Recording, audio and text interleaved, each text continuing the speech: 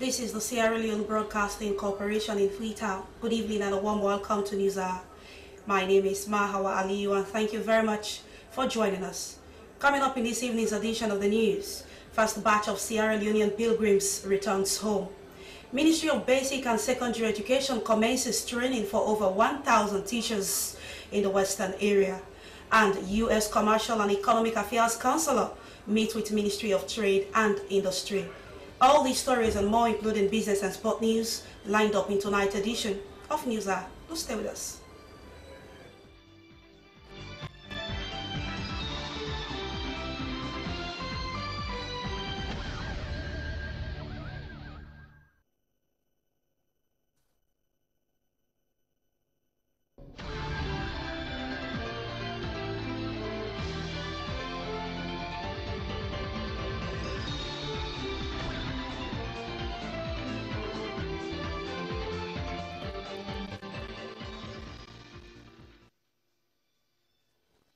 For our first story tonight, the Ministry of Basic and Secondary Education has commenced a 3-day training for over 1,000 teachers in the Western area on psychosocial support, guidance and counseling.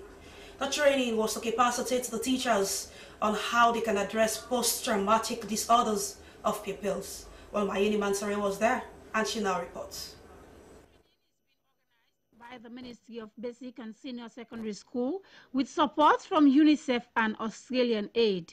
The aim is to prepare teachers on how to provide psychological support to pupils with traumatic experience ahead of the reopening of schools. Pupils may have dropped out of school because their parents were unable to pay their fees and are now returning under the free education scheme, including orphans, teenage mothers, and others. The officer in charge of education in emergencies, John Ansumana, said the ministry set up the unit to look into problems of primary and secondary school pupils who are traumatized and needs counseling. We've decided to get over 1,500 teachers from across Western area, rural and urban districts. Realize the fact that school will soon open come September 17, and there are a whole lot of kids that will be coming back to school.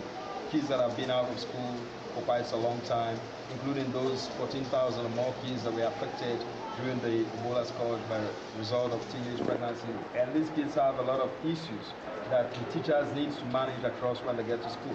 The Assistant Director, Guidance and Counseling at the Ministry of Education, Mirabel Gamanga, said they are serving as a hub in the ministry to address issues affecting teachers and pupils. A deputy head teacher who is also a participant, Clifford Jones, from the United Methodist Church Primary School, promised to train his fellow teachers from his knowledge he will gain from the training. The deputy head teacher assured of also providing psychological support to his pupils in his school. A teacher at Islamia Primary School, Aissatou Marie Kamara, and Rebecca Toure, also a teacher at Simori Town Municipal Junior School, both described the training as timely, as it has capacitated them on how to address traumatized pupils and respond to their needs.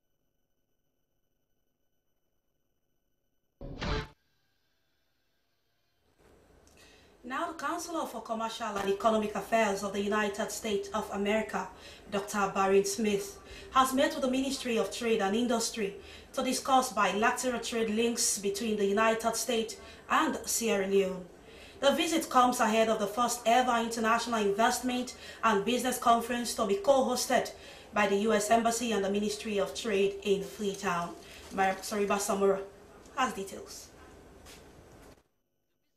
The Counselor of Commercial Economic Section of the United States Embassy in Freetown, Dr. Barron Smith, is an opportunity for Sierra Leone to tap into countries that will be visiting Sierra Leone through the U.S. Embassy in Freetown for investment opportunities. Dr. Barron Smith said the international conference in November this year will be co-hosted by the U.S. Embassy in Freetown together with the Ministry of Trade and Industry. A lot of information is being shared with government ministries now because this is actually a conference focused on deal making, putting forward some of the best projects and some of the best corporations of Sierra Leone to find the right investors and the right partners from the United States to work with you here in successful foreign direct investment. Dr. Smith maintained that the conference will be focused on looking for the best investment from the U.S. and other countries for Sierra Leone.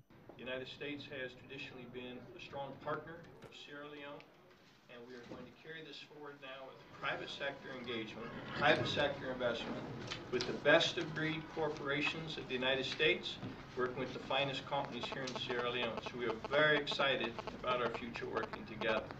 He recognized the contribution of the private sector to the economy of Sierra Leone, adding that he hopes that the aftermath of the conference will boost not only the Ministry of Trade and Industry, but also the private sector. The Deputy Minister of Trade and Industry, Reverend Abraham Cisse Jones, told SLBC that the conference is facilitated by G's Victory Mission and a group of companies from China and Japan. He expressed delight over the conference in November, as this gives way for Sierra Leone to navigate straight through the trade possibilities put forward by the countries coming to the international conference.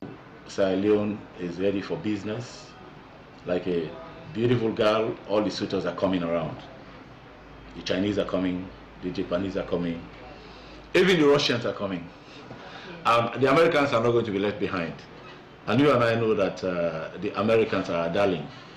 So this is why the American embassy sees it fit to come and interact with us, to bring us in line with the plans they have, so that we can begin to have our plans on the ground. One of the missions of the United States Embassy in Sierra Leone is to advance the interests of the United States and protect all its citizens through working together with the government of Sierra Leone. For SLBC News, Suriba Samura, Freetown. Now the first batch of pilgrims from the Holy Land of Mecca has arrived in Freetown after performing one of the 5 pillars of Islam. Vice President Dr. Mohamed Julde Jallo received them at Freetown International Airport, Lunge. Thomas Neal has details.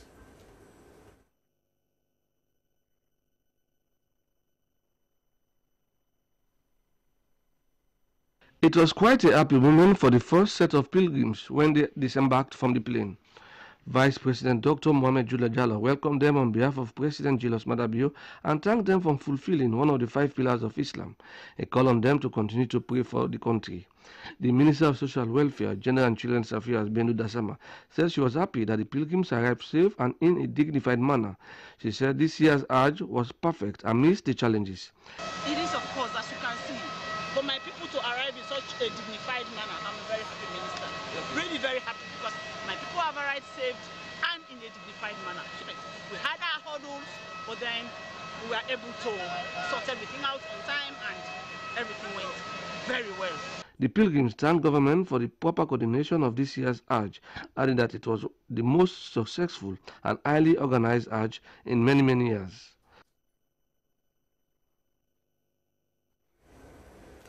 For the past 15 years, Sierra Leone has never benefited from the African Growth Opportunity Act (AGO). That is, according to the Executive Director of Sierra Leone Investment and Export Promotion Agency, SLIPA. The African Growth Opportunity Act is a United States government trade scheme for Africa countries to export over 6,500 products to the United States without export duties. He was speaking during a draft validation forum on the National African Growth and Opportunity Act strategy for Sierra Leone from 2019 to 2025. Doreen Barry has the story. The Act is a United States government trade preference for African countries to export over 6,000 products duty-free. However, for the past 15 years, Sierra Leone has not benefited due to largely lack of value addition. The Executive Director of the Sierra Leone Investment and Export Promotion Agency, Sheku Lexmon Koma, said that for the past 15 years, Sierra Leone has not participated in the African Growth Opportunity Act. Sierra Leone has not benefited from the scheme in the first place, in the first phase, which ended in 2015 due to challenges of compliance to product eligibility, criteria, poor value addition, and adherence to rules of origin. We will work with our partners to work with the United States very closely to meet the their demands. Director of Trade Charles Meriwether Thompson said the session is expected to capture feedback from the private sector for the promotion of exports and investment under the African Growth Opportunity Act. He spoke of the need for Sierra Leone to take an inroads on such a laudable venture. He called on advantage of the opportunity for products from the country to access the United States market without having to pay export charges. The country executive of the International Growth Center, Abubakar Kamara, said the National Strategic Draft on African Growth Opportunity Act is designed to address gaps and challenges affecting the exportation of products from Sierra Leone. Now, the Ministry of Basic and Senior Secondary Education, together with Hill Sierra Leone and other partners, will on Tuesday, 11th September, launch the ongoing Education Trade Fair at Samiata Conference Basement Hall, Ye Building in Freetown. The Education Trade Fair has been taking place for the past 3 years now. Unlike previous years, this year's exhibition has received the greatest amount of support from the government. This is mainly because it coincided with the priority of President Bio's free education program. David Agaba reports. This year, many educational institutions like the University of Sierra Leone Fourah Bay College, IAMTech, Limcoquin University, and the Ernest Bai Koroma University of Science and Technology are participating. Other institutions like the Correctional Center are showcasing their products. SLRSA are sensitizing children about road safety and other road-related issues. The Teaching Service Commission has a booth to raise awareness on the professional standards for teachers and school leaders and the teaching service profession in Sierra Leone. There's a children's zone for children's playtime. According to observation, the level of participation from different institutions during this year's trade fair increased considerably compared to the other years. However, a major setback in this year's education trade fair is the level of turnout by the public to purchase school materials, especially textbooks. According to the Public Relations Officer East Booksellers Association, Abdul S. Jallo, sales made in textbooks so far this year is somehow very low. This, he partly believes, is as a result of misconception by parents that every school item is supposed to be free. Though the prices of the books are on a cost recovery basis, parents are still negotiating for the price of books to be brought down to pittance, which will make the trade fair run at a loss. According to the executive director of Hill Salon, Joseph Sano, who is the initiator of the education trade fair, the low turnout is also a major concern, which is a more reason he strongly believes that, as a nation, we must take educational activities seriously to achieve developments. But we are not seeing the type of number we should expect. We are expecting. We are not seeing the type of number that we are expecting. And I was asking myself, what about if I would have done like a beach fiesta? Maybe a nightwear with a beach fiesta with a nightwear. Everybody should wear nightwear. People will go there. What about if it was a quiz? Let's say if it was, let's say, a beauty pageant. People will go there. So if we want to be, if we are sure of education, we want education to improve in this country, it means we must take it serious. But he is hopeful that after the official launch next Tuesday and the subsequent reopening of school, the trade fair might take a different turn. The exhibition is expected to end on the 28th of September 2018. Meanwhile, the Deputy Minister of Technical and Higher Education has inspected Fourah Bay College to get an update on the rehabilitation work. The work, which started some years ago, is yet to be completed. The key reason students are not resident on campus. Dr. Turat Senesi was not pleased with what he saw. A meeting was later held with stakeholders of Fourah Bay College and the financiers of the project, Badia. While Mariam Masuma went along, and she now reports. This rehabilitation Work on Fourah Bay College, University of Sierra Leone is ongoing, but at a very snail pace. The project is supposed to be commissioned in March next year, but seems as though it's not going to be the case, as has been observed by the Deputy Minister of Technical and Higher Education, Dr. Turad Senesi, who led a team to assess the work. This is the second time he's inspecting the project since appointed as Deputy Minister of Education. The university will be reopened first week October, and lecture rooms and even offices are not ready for use. The biology and engineering labs and even adult education department are still in a very bad shape. This has made the Deputy Minister of Technical and Higher Education, Dr. Turad Senesi, to express disappointment. Very disappointed. Little is being done, and I don't think we want it that way. As a ministry, we are not satisfied with the progress made so far. So what I've done there is to get the administrators and especially the civil engineers of the university. We now have an ad hoc committee, and we've given them a terms of reference. One among those terms of references is to ensure that they reassess progress made so far. University authorities say they are not involved in the implementation of the project as they are not consulted by the contractors, but that the project manager of the rehabilitation of Fourah Bay College, Surikano, argues that the university stakeholders are involved in the rehabilitation project. The challenge, he says, is delay in release of funds to fast-track the project. And they've got to pay them. But payments come very, very slow, even with Badia. Because what I don't understand people saying, for us, the PIU, what I do, if you look in the document, the loan agreement, it tells you what constitutes the PIU. I'm the only outsider from FDC in a team of 5. Okay.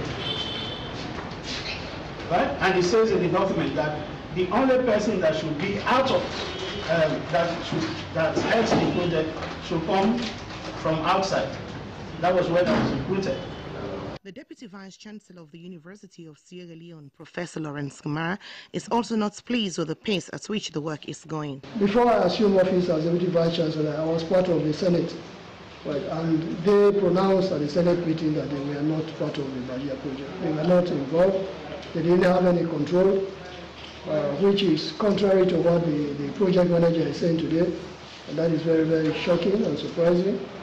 But we hope that, as the work goes on, we put pressure on the consultants and the project manager. We hope to have the best out of this project. To look into what is slowing the rehabilitation work on campus, a committee has been set up to properly assess the work and proffer solutions. Fourah Bay College was established in February 1827 as an Anglican missionary school by the Church Missionary Society with support from Charles McCarthy, the governor of Sierra Leone at that time. It was the first Western-style university in West Africa. Under colonialism, Freetown was known as the Athens of West Africa. It is now the intention of the new direction that Fourah Bay College regains its past glory as Center of Excellence for University Education.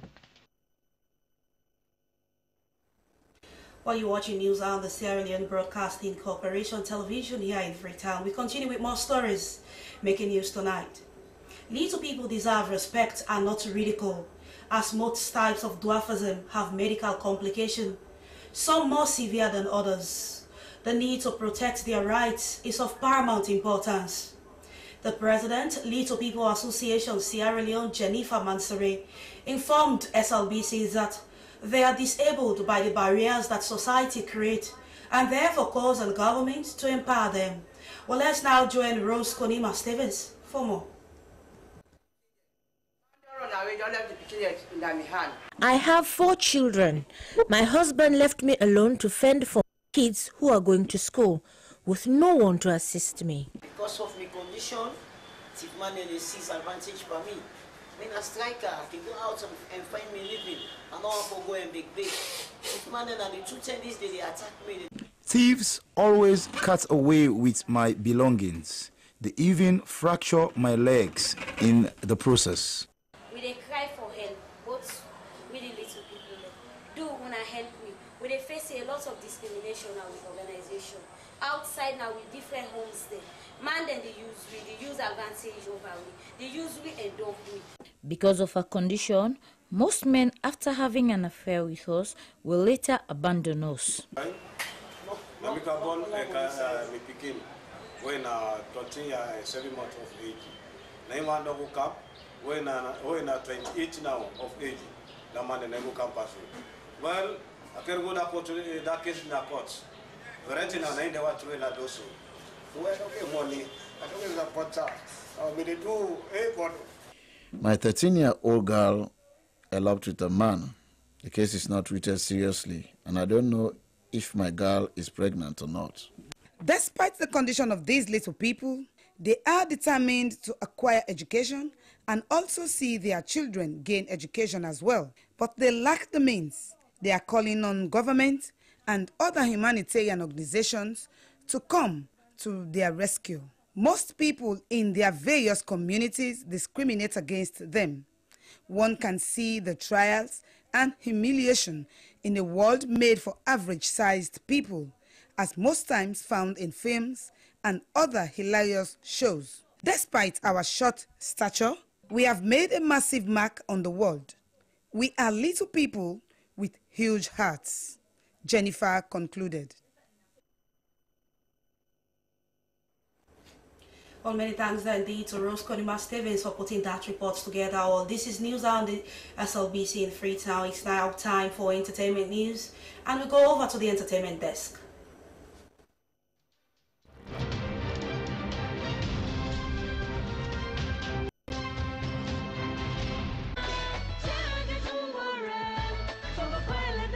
Sierra Leone-born Mariatu Kagbo led performance at the 2018 Beijing Summit for the Forum on China-Africa Cooperation. Mariatu Kagbo performed to world leaders, ministers, chairman of African Union, the United Nations Secretary General, and 27 international and African groups who served as observers. The Sierra Leone-born Mariatu Kagbo, known to millions of Chinese fans as the Black Pearl of China, is a musician, philanthropist, model, former Miss World finalist, Sierra Leonean cultural ambassador, and a Chinese world record holder. She left the audience spellbound as the lead performing artist out of 8 chosen by the Chinese government event management team. How did she feel being in front of such great world leaders? Really proud to see my president there and to see all the other presidents was clapping, and happy for me, especially for the Chinese leader. I was so proud for me to see, for him and the wife, because the wife is a famous artist in the world. So for her to see me too and was clapping for me with the South African, because it's a South African song. During the opening ceremony of the Miss World pageant in South Africa 2009, Mariatu was invited to perform on stage. A performance led the British royal family with no option but to invite her to perform for the Queen in England. She was again invited to perform at the United Nations General Assembly of Heads of State and also met with Jackie Chan and Michael Bolton at the Chinese Grammy Awards. Due to her many talents, Mariatu received an accolade from dignitaries and heads of state in Africa for her outstanding performance and in making Africa and her motherland Sierra Leone proud for her being the mother of black Chinese woman. After her performance, I asked her about how the Sierra Leone delegation responded to her performance. Because they was very proud of me, the president, the first wife, the foreign minister, chief, all of them, I don't know them, all opened their hands to welcome me and to make sure they encourage us to make Sierra Leone proud and to bring the good job back home. That was really impressive, you know, the courage you have, especially the first lady. She was very happy. She encouraged me. I was on the stage. She sending kiss for me. After she finished, she tried to wave. You know, she showed that really she is proud of Sierra Leone. I was really happy for that. Feel that my leaders are proud of me when they saw me on the stage. So there was very positive action for them. I will not lie, yeah. Today, Mariatu have strong presence in the Chinese entertainment scene by using both our understanding of Asian culture and our African identity to create a uniquely appealing personality. Now here at home, our entertainment industry is crippling. How is she going to convince the government to invest in our entertainment industry? But for me, I have a positive thinking and positive plan for my country, which I will take back home, and I will always take it back home and all over the world. As my dream is to bring Sierra Leone and China culture in the world.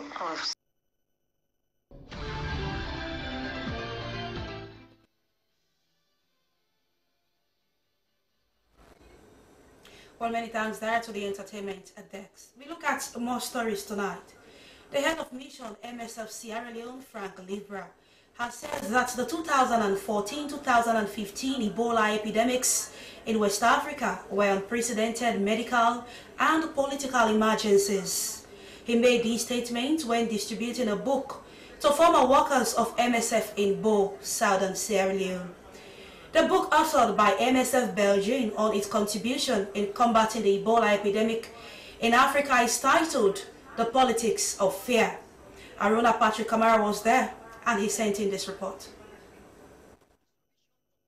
Titled The Politics of Fear to members of MSF was to appreciate them for the sacrifices they made in the fight against Ebola and to continue to engage, especially those who worked with them during the outbreak. According to the head of mission, Médecins Sans Frontières, Frank Livab, the book is a first-hand study of MSF and the West African Ebola epidemic. He said, the politics of fear is an insightful and self-critical and ultimately valuable book on the 2014-2015 Ebola outbreak. The purpose of the book is more reflection about what was at stake regarding the decision we all had to do during the Ebola epidemics and the outcome of these decisions. But it's not a full account about all victims. The Ebola outbreak involving government of the primary affected country, but also international governments, stakeholders, international donors. And again, the way that the outbreak has been managed, let's say, has left a political vacuum, which puts MSF and other actors on the front line. Mr. Livab encouraged all to read the book as it attempts to looking at ways to respond to future outbreaks and also prevent recurrence. But that's all we have time for in tonight's edition of News Hour, broadcast live on the SLBC in Freetown. Now to end the news, a quick reminder of the top stories. First batch of Sierra Leonean pilgrims has returned home. Ministry of Basic and Secondary Education has commenced a training for over 1,000 teachers in the western area. And U.S. Commercial and Economic Affairs Counselor has met with officials of the Ministry of Trade and Industry. Well, that's all in this edition of the news. On behalf of the rest of the team, my name is Mahawa Aliyu. For more about our programs, do send us your comment to slbc.sl. Thanks for watching the news and good night.